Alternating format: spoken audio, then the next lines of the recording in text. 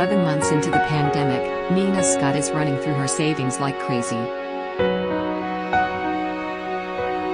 Scott is a longtime chef who recently lost her job at a Michigan country club. With ageism working against her, she is in her 60s, and few opportunities in an industry crushed by the pandemic. She's not sure how much longer her safety net will hold. "If I don't have a job by April, I'll be in real trouble," she said. A $1,400 check from the new stimulus bill being negotiated in Congress would help, but there's a problem. The last time Scott filed her taxes, she earned $56,000, above the threshold at which a key group of lawmakers are considering reducing the next round of stimulus checks. As Democrats race to flesh out President Joe Biden's $1.9 trillion stimulus proposal, the question of which households truly need another stimulus check has dominated the negotiations.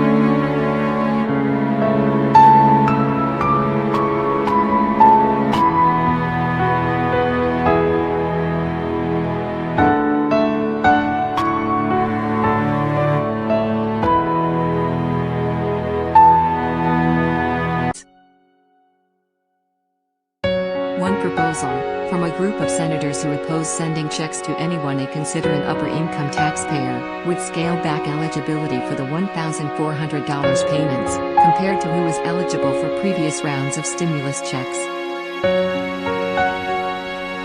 They want to eliminate checks for individuals making more than $75,000 and households earning more than $150,000. Their proposal would also gradually reduce the amount of money received by individuals earning more than $50,000 and couples earning more than $100,000.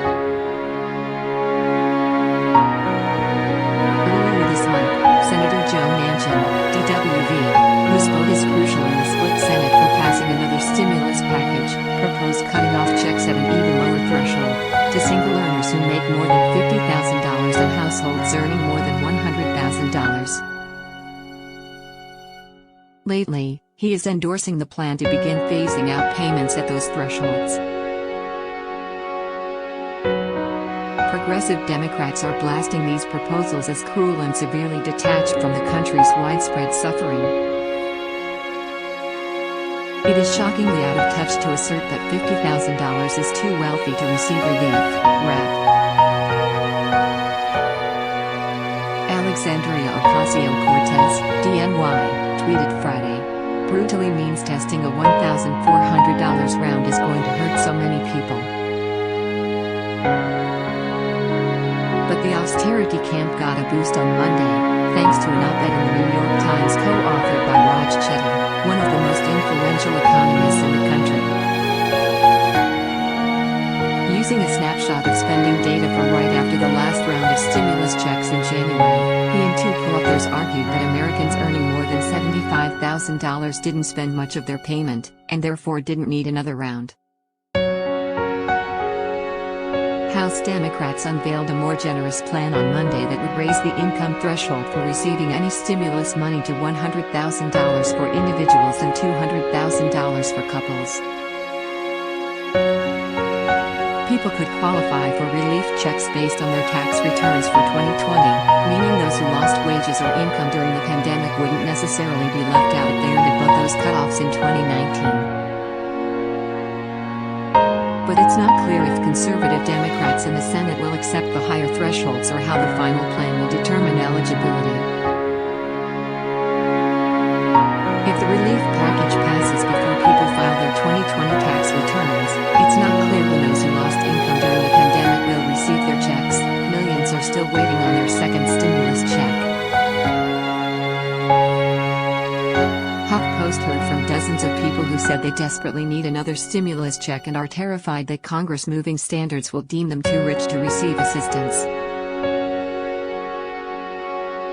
Before the pandemic hit, most of these folks were stable, able to pay their bills and housing costs, as well as save or pay off student loans. But those working in fields like hospitality or entertainment have spent months watching their savings evaporate after the pandemic vaporized their industries. Others described new costs, like supporting family members or paying for elder care. Still others are paying a fortune to live in or around a city where they once made a living wage. And some have health conditions that make potential COVID-19 exposure extremely dangerous, limiting their work options even further. Julie O'Malley of Los Angeles was laid off from her job at a film and television lighting company in the spring, after the pandemic battered the entertainment industry. Her husband, who works for a homeowners association management company and made much of his income appearing in person at meetings and court hearings, lost money as his company transitioned to working from home. The couple's annual income is now less than half of the $165,000 they took home in 2019. "I'm trying to hustle here, but we've had to make a lot of very serious changes to our lifestyle," O'Malley said. O'Malley now strings together freelance work, like writing closed captions for videos. But the loss of her job and the cuts to her husband's income have left the couple without a way to afford her health care premiums. O'Malley is a former cancer patient with one kidney and Hashimoto's disease, a type of autoimmune disorder. An insurance plan that covers just one of her oncologists would cost at least $700 a month. The cheapest plan that covers multiple specialists would cost $1,100. "Because I lost my health insurance when I lost my job, do we cover me? Or do we pay the rent? That was really a decision we had to make," she said. O'Malley has gone for months without coverage, praying she doesn't get sick. All of this speaks to an argument against Chetty's Times op-ed, "Income is a sloppy way to get checks to those who need them." One prominent critic is Claudia Zom, a former Federal Reserve economist who has studied how Americans spent rebate checks in 2008 and has closely followed the research on how people spend extra cash. Some argued that the data Chetty looked at, just 3 weeks of spending, is incomplete. There's a good deal of research that shows most people do wind up spending rebate or stimulus checks, typically within a couple of months. Typically half or 60% of the dollars get spent, she said, with richer people saving more. Money in the bank, not family income, is the most reliable predictor of who will spend and who will save. But we don't know people's bank account balances, she wrote.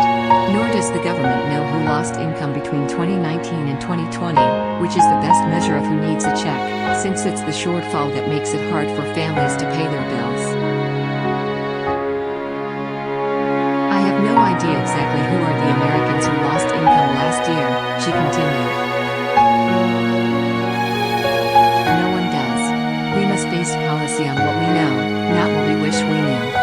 HuffPost also heard from parents with fears of being caught above whatever Congress chooses as the income cutoff. Under the relief plan taking shape in the House, families with children would also receive a tax credit on top of their relief check, worth $3,600 per child under 6 and $3,000 per child aged 6 to 17.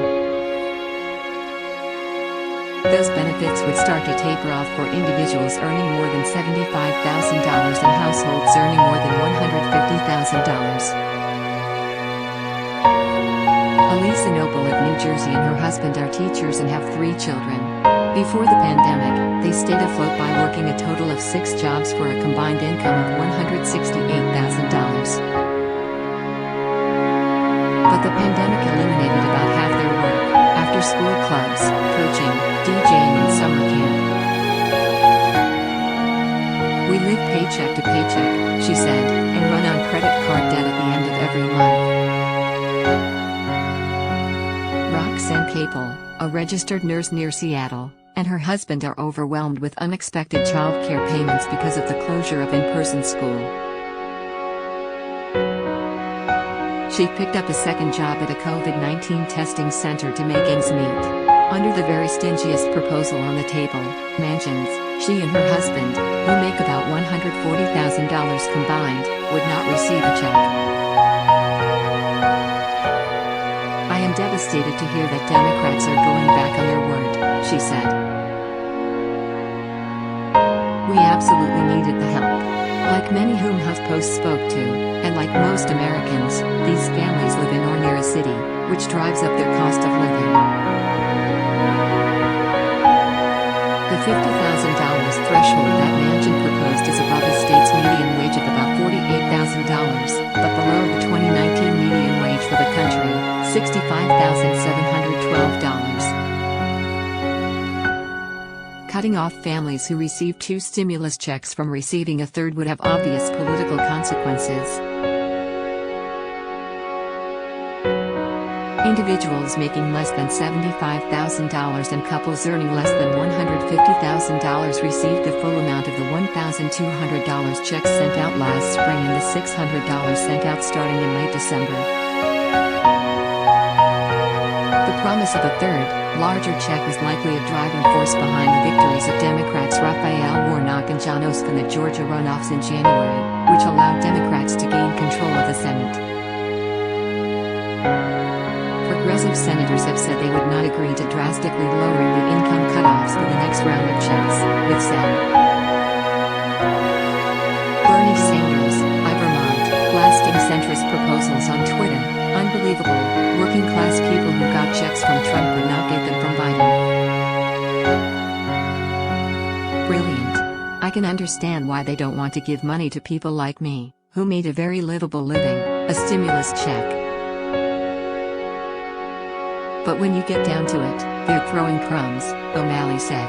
Her first stimulus payment was around $225. Download calling all HuffPost superfans. Sign up for membership to become a founding member and help shape HuffPost's next chapter. Join HuffPost.